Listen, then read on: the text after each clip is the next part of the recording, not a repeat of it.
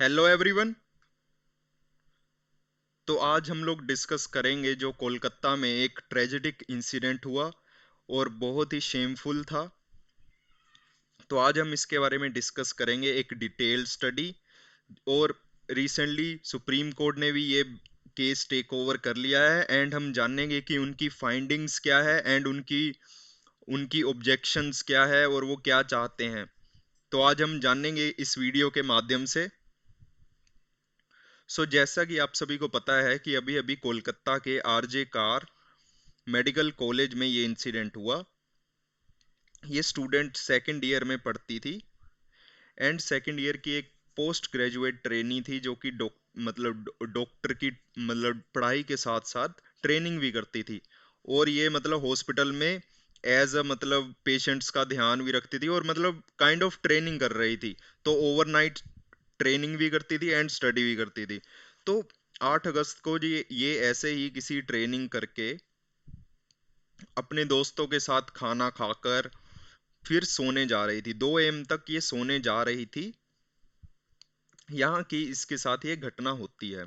और यहाँ ये भी बोला जा रहा है कुछ फैक्ट्स के अकॉर्डिंग, कुछ न्यूज़ चैनल के अकॉर्डिंग, कि due to lack of rest and space, कि ये 36 घंटे से कि काम कर रही थी इतना ज्यादा, कि स्टडीज तो ढंग से सोई नहीं थी। तो इसने कि ढंग से सोई भी नहीं थी, तो ये 2 AM को सोने ही जा रही थी खाना खाकर। एंड 11:30 बजे ये बोला जा रहा है कि इसकी घर वालों के साथ बातचीत हुई है। इसकी घर वालों के साथ बातचीत हुई है एंड घर वालों ने भी ये बोला है कि काफी अच्छी बातचीत हुई, वो काफी अच्छे मूड में थी। और जब वो 2 बजे सोने जा रही थी, रेस्ट करने जा रही थी, देन क्या होता है कि 3 बजे से 4:30 के बीच उसके साथ ये इंसिडेंट होता है। उसका रेप किया जाता है एंड देन उसकी हत्या कर दी जाती है। देन उसके बाद पूरे कोलकाता शहर में काफी ज्यादा ये मांग उठती है। फिर पूरे ये वर्ल्ड वाइड, नेशन वाइड फैलता है, देन वर्ल्ड वाइड फैल जाता है ये पूरा प्रोटेस्ट।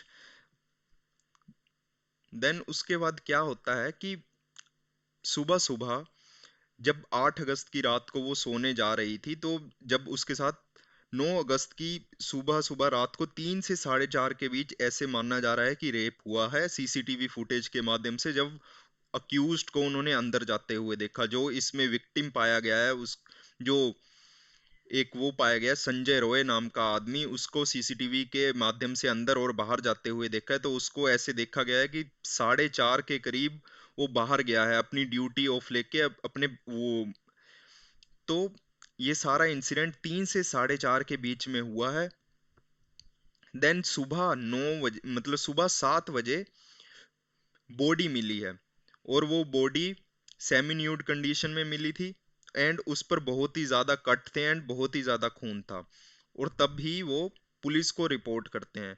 पुलिस एफआईआर नहीं लिखती है, पुलिस इसे एज ए अननेचुरल डेथ लिखती है। और ये कि यहाँ के जो कोलकाता के कमिश्नर है, उन्होंने क्लैरिफाई भी किया कि जब भी उन्हें कोई ऐसी बॉडी मिलती है तो वो एफआईआर नहीं लिखते हैं, इसे अननेचुरल डेथ में रिकॉर्ड किया जाता है। देन उसके बाद क्या होता है कि फिर वहाँ के जो प्रिंसिपल है, वो लड़की के घर वालों को कॉल करते हैं। जब वो उनको कॉल करते हैं तब वो बताते हैं कि आपकी बेटी ने सुसाइड कर लिया। वो उसे एज अ सुसाइड घोषित करते हैं। आई डोंट नो, पता नहीं उन्होंने ऐसा क्यों किया है। तो उन्होंने ये शुरू में एज अ सुसाइड किया। और सुबह सुबह जब ये विक्टिम की बॉडी मिली थी, उन्होंने एफआईआर नहीं करवाई। उन्होंने एफआईआर नहीं कराई सुबह। जब ये बॉडी मिली, उन्होंने लड़की के घर वालों को बोला कि आपकी लड़की को ऐसे साइकोलॉजिकल इशू है और वो ऐसे ऐसे, उसको साइकोलॉजिकल इश्यूज है काफी ज्यादा। सुबह 8 बजे, यहाँ तक कि वो इस टाइम पे भी एफआईआर करवा सकते थे, पर उन्होंने फिर भी एफआईआर नहीं कराई। जिससे एफआईआर अगर करवा देते तो पुलिस पे एक प्रेशर पड़ता और पुलिस भी इन्वेस्टिगेशन जोरों शोरों से करती। बट उन्होंने एफआईआर नहीं करवाई। और जिसकी वजह से क्या होता है कि पुलिस की जो इन्वेस्टिगेशन है उसमें काफी ज्यादा धीमी गति से वो देखने को मिलती है। देन क्या होता है उसके बाद, तो उन्होंने 7:30 बजे ये बोला कि आपकी लड़की को, मतलब जब ये विक्टिम, क्योंकि उनको तो पता चल ही गया था कि ये, उनको तो पता था कि ये कौन है, ये मेरे कॉलेज में है, तो मेरे कॉलेज की कोई स्टूडेंट हो रही है, तो उन्होंने चेक किया कि कौन है कौन नहीं है। तो आफ्टर उनकी साइड से जब उन्होंने ये किया, तो उन्होंने लड़की के पेरेंट्स को बताया कि आपकी बेटी को साइकोलॉजिकल इश्यूज है। पहली बात, अगर उसको साइकोलॉजिकल इश्यूज इतने ज्यादा थे ही, तो ये मतलब कि उनको पेशेंट को ट्रीट करने दे रहे थे। मतलब एक सवाल उठता है कि ये कैसे, मतलब कि पेशेंट्स को हैंडल करने दे रहे थे, आईसीयू वाले पेशेंट्स को हैंडल करने दे रहे थे, तो ये मुद्दा उठता है। देन आफ्टर दैट भी 12 बजे के करीब उनको बताते हैं कि उसने सुसाइड कर लिया। अभी भी ये मतलब कि उसको मर्डर नहीं बोल रहे हैं। और फिर पोस्टमार्टम होता है, एंड ऐसा बोला जा रहा है कि पोस्टमार्टम के बहुत देर बाद, 3-4 घंटे के बाद, ये एफआईआर लिखी गई। अब पोस्टमार्टम रिपोर्ट में बहुत सी, मतलब एक घिनौनी और शर्मनाक चीजें सामने आती है कि क्या क्या हुआ है। देन सोर्सेज ने बताया है कि उसकी जो नोज थी वो मतलब कि पूरी खून से सनी हुई थी, एंड ऐसा लग रहा था कि उसको दीवार के साथ मतलब बहुत ज्यादा मारा गया है, किसी चीज के साथ मारा गया है बार बार। देन उसके चश्मे का जो आई पीस था वो भी टूटा हुआ था, वो भी मतलब कि उसके ना, मतलब ऐसे आंखों में पड़ा हुआ था, मुंह में उसके ग्लास के पीसीस थे। देन जो हिप बोन होती है वो भी डिसलोकेट थी, हिप बोन भी डिसलोकेट थी। देन उसके बाद बहुत सा जो मतलब प्राइवेट पार्ट का तो बुरा ही हाल था। देन उसके बाद बहुत ही ज्यादा कट्स थे, बहुत ही ज्यादा इंजरीज थी, बहुत ही ज्यादा कट्स थे। सो ये अभी तक सामने आया, और ये सारा कुछ यही बताया जा रहा है कि 3 से, मतलब 6:30 6, मतलब एक अनुमान लगाया जा रहा है कि इसके बीच हुआ है। तो ये आरजे कार मेडिकल कॉलेज है। तो जब पेरेंट को वो पता लगा, तो पेरेंट ने भी मतलब कि पहले तो देखिए उसने ये बताया कि उसके साइकोलॉजिकल इशू है प्रिंसिपल ने। देन उसके बाद प्रिंसिपल का भी एक ये सामने आता है कि प्रिंसिपल ने रेजिग्नेशन दे दिया। देन उसके 24 घंटे बाद ही उसे, जैसे ही उसने रेजिग्नेशन दिया, उसको किसी और मेडिकल कॉलेज का प्रिंसिपल बना दिया गया। मतलब इतनी जल्दी, मतलब कि उसकी वो हुई, यहाँ तक कि उसकी गलती बहुत बड़ी थी। देन यहाँ पे जो विक्टिम सामने है, वो एक संजय रॉय करके एक आदमी है, उसको अरेस्ट किया है पुलिस ने, जो कि वहां पे एक मतलब वॉलेंटियर सर्विस प्रोवाइड करता था, जैसे कि, तो वो वॉलेंटियर सर्विस प्रोवाइड करता, तो उसका अच्छा खासा एक नेटवर्क था अंदर, वो अच्छे खासे हर जगह जा सकता था अंदर। तो वो मतलब मेडिकल सपोर्ट प्रोवाइड करता था, जैसे हर किसी को, जैसे कोई मतलब जैसे किसी का एक्सरे करवा दिया, किसी पेशेंट का ये करवा दिया, तो वो ऐसा मतलब कि एक वॉलंटियर करता था। देन उसके बाद क्या होता है कि उसका एक अच्छा खासा नेटवर्क था अंदर, वो अच्छा खासा इजीली जा सकता था, सभी, उसके पास चाबियां होगी डोर्स की, कहीं भी वो आ जा सकता था। देन वो इसी इंसिडेंट के, वो रात को यहाँ तक कि ये भी माना जा रहा है कि उसने रात को किसी का 12 बजे के करीब किसी का एक्सरे करवाने, किसी अपने करीबी दोस्त का एक्सरे करवाया। देन वहीं पे उसी दोस्त, मतलब किसी उस दोस्त के घर वाले का किसी का एक्सरे करवाया, कोई रिलेटिव्स वगैरह का। देन उसी दोस्त के साथ उसने बैठ के अल्कोहल कंज्यूम किया है, और वो भी इस हॉस्पिटल के कैंपस के अंदर ही। तो ये भी एक काफी वो हो जाता है कि हॉस्पिटल के कैंपस के अंदर, हॉस्पिटल के अंदर ये अल्कोहल मतलब कंजप्शन कैसे मतलब की कर रहे हैं, और वो भी ये ऑन ड्यूटी है।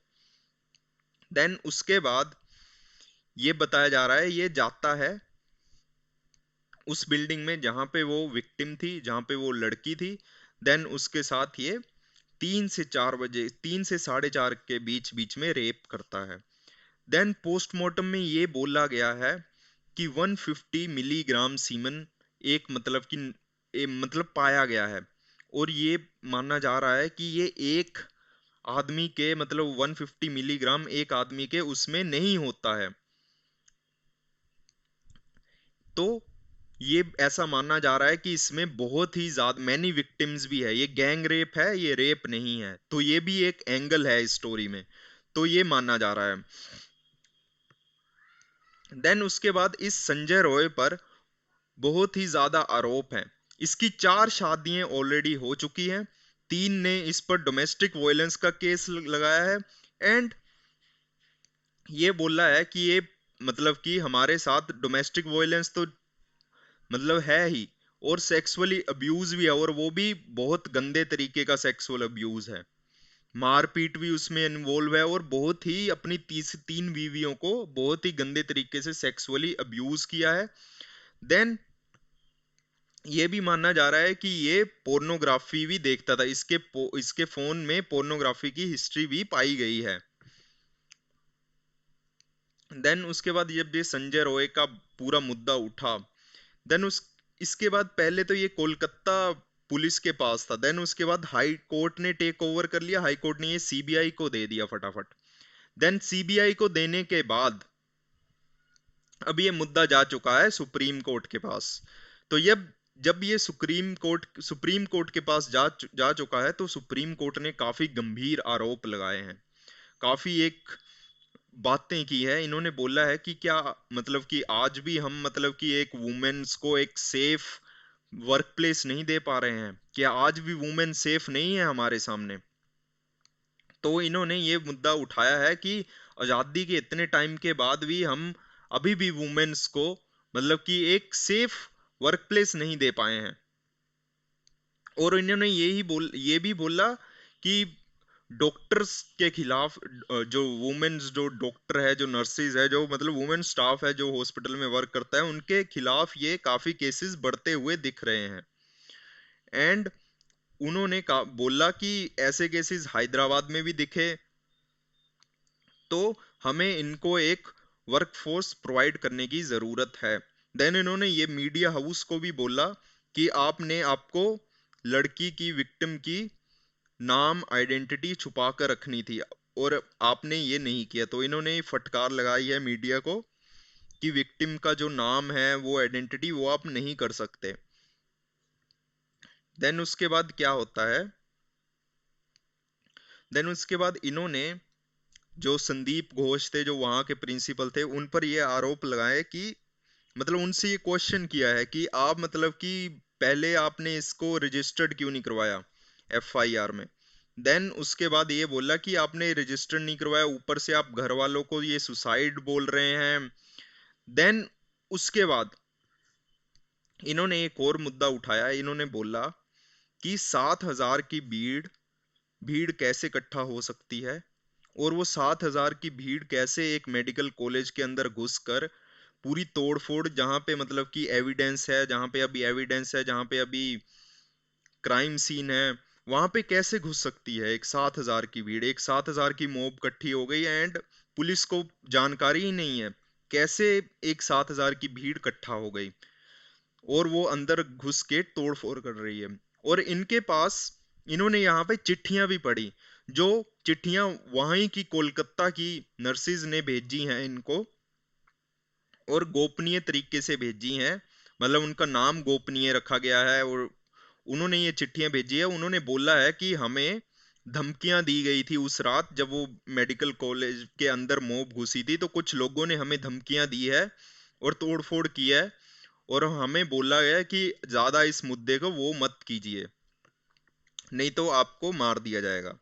तो ऐसी ऐसी धमकियां देखने को मिली है। तो इन्होंने ये पुलिस पर आवाज उठाई, पुलिस से सवाल पूछा है कि कैसे एक 7,000 की मॉब इकट्ठा हो जाती है, एंड आपके क्राइम सीन को तहस महस कर देती है और आपको पता नहीं चलता है।